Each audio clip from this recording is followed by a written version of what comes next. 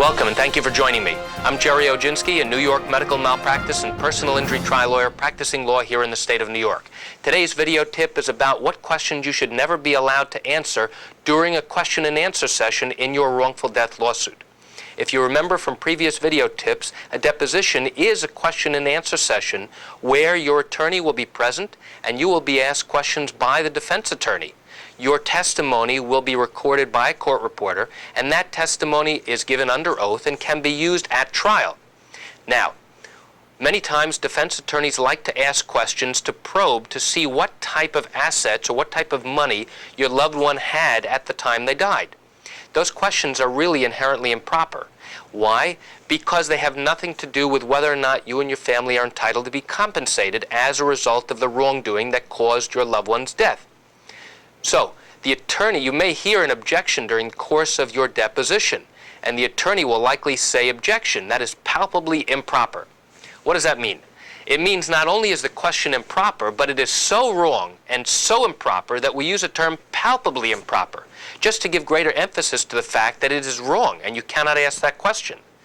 Each one of the tips I'm going to give you in today's video, there is compelling case law to support each one of these statements that you should not be allowed to answer these particular questions.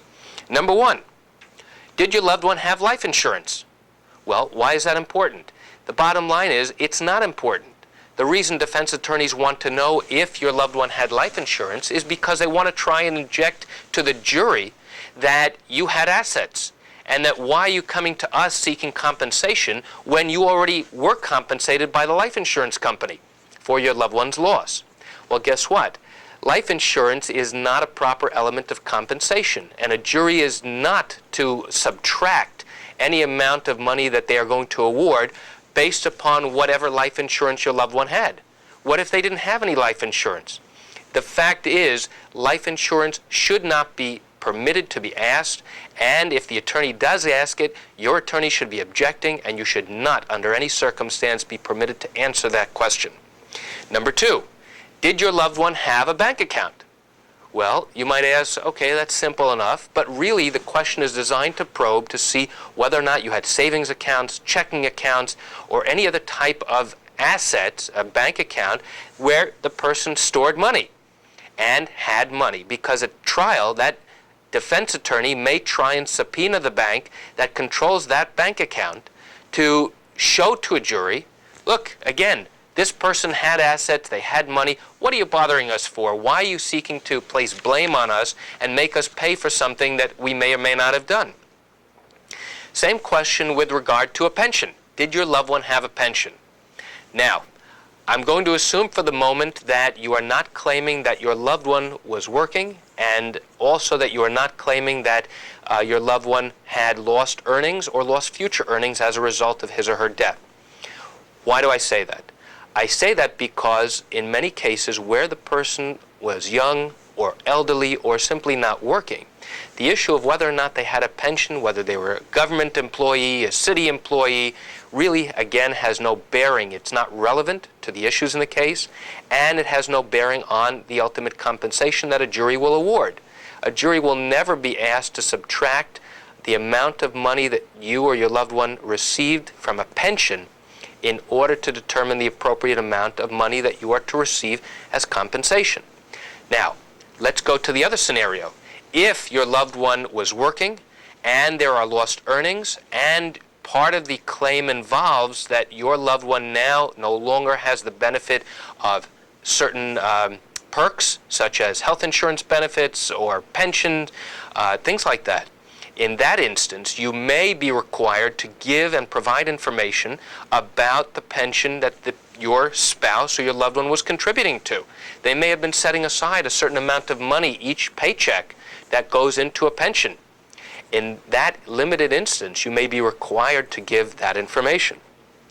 Now, here is a question that often is asked by young, inexperienced defense attorneys who come into the deposition with printed, typed pages without regard to whether or not they are appropriate questions. And this gets asked often. Was your loved one or were you ever arrested? Objection! That is palpably improper. Why is that palpably improper? Well, in New York, you are presumed innocent until proven guilty. The fact that you may have been arrested at some point does not prove anything. It merely means that someone has made an allegation against you that you may have committed a particular crime. You should, under no circumstance, be allowed to answer that question. And if your attorney doesn't pick up on it, you should recognize that this is not a question to be answered. The proper question that the defense attorney should be asking is, have you ever been convicted of a crime? That is a proper question, and that you must answer. Now, if you have in your history been convicted or pled guilty to a particular crime, and now at your deposition in your wrongful death lawsuit, you deny ever having any type of criminal background or criminal history where you were either convicted of a crime or pled guilty, I guarantee you that that inaccuracy, that untruth, or that lie is going to come back to haunt you, and the defense attorneys are going to use that to destroy your credibility. If in fact you have in their past been convicted of a crime, simply admit it and move on. This way your attorney can deal with it at the time of trial and during jury selection. But if you deny it, I guarantee you that information will be obtained by the defense attorneys and it will come back to haunt you. Next, another question along the same lines from the defense attorney will be, did your loved one own any stocks, bonds, or mutual funds? You might think that's a very innocuous question. Well, it's not, because again, they are probing to see what assets your loved one had. And they will try and make the same argument to the jury, look, he had assets, his family had all this money, why are you coming to us? Well, the bottom line is, it wouldn't make a difference if this person was earning $20 million and they had $50 million in savings.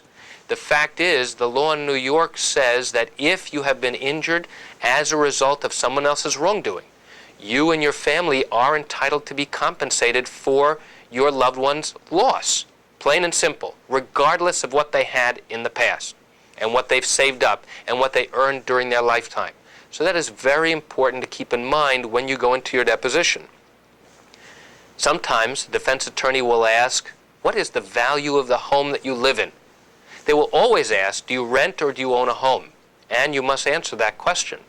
But there are instances where you own a home jointly with your spouse or with someone else, and they want to know the value of your house. And you may ask yourself, well, why is that relevant and necessary for the defense of this case? And again, the bottom line is, it's not. It has nothing to do with the amount that you and your family will be compensated for as a result of the wrongdoing and the harm that was done in your particular case. Here's another example of an improper question that is often asked by defense attorneys. What was in your loved one's will? Now, you know, a will is a piece of paper or a set of papers that your loved one may have prepared before they died, in which it really said, this is where I want my things to go when I pass, when I die. I want my spouse to have my car, I want my children to have my jewelry, I want my Aunt Sylvia to have this. Whatever property or assets your loved one had, a will typically will instruct the people who are now survivors where that money is to go.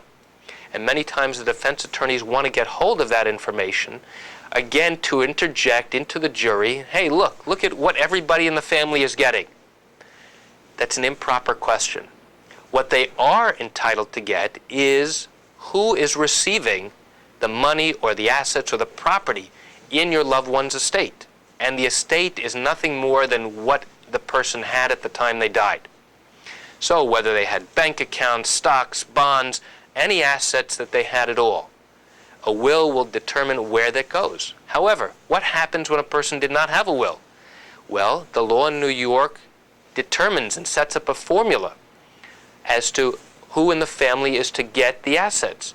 The spouse is going to get a percentage, the children will get the remaining percentage, and that is going to be determined in a court called the surrogates court, separate and apart from the case that you bring. But why do the defense attorneys need to know this? They don't. However, they do need to know who the beneficiaries are, who are the people that are going to receive the benefits of your estate, and the proceeds of your wrongful death lawsuit. So if you have a spouse, they're entitled to know that. If you have children, they're entitled to know that. And that's it for today's video tips on what questions you should not be allowed to answer during your wrongful death lawsuit. I'm Gerry Oginski. Thank you for joining me. Have a great day.